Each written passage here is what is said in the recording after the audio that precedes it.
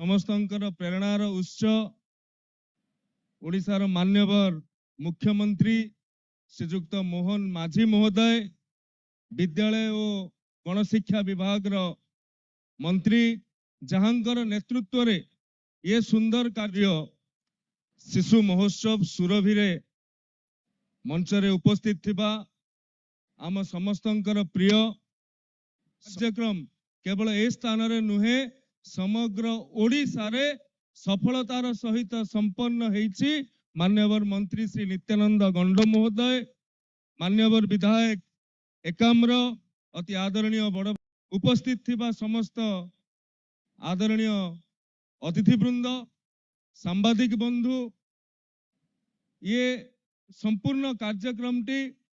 जो मानक पाई उद्दिष्ट अति प्रिय छात्र छात्री भाई बाबू सिंह महोदय, ए विभाग सचिव शालिनी पंडित महोदया, राज्य प्रकल्प निर्देशिका अनन्या दास महोदया, मंच सम्मुख माने तांको सहित ओडिशार कोण अनुकोण आसीथिबा अभिभावक अभिभाविका शिक्षक शिक्षयित्री वृंदों को आज ए विशेष अवसर रे मोर शुभेच्छा और शुभकामना ज्ञापन करुछि। तत्सहित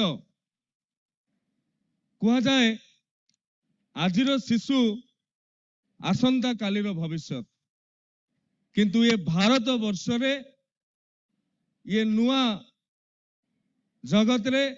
आजिर शिशु आसंता काली जाए ताहाको आमर अति प्रिय अति आदरणीय पिला माननकु शिशु दिवस रो शुभकामना ज्ञापन करुछि। बंधुगण अपेक्षा करने को पड़ू नहीं,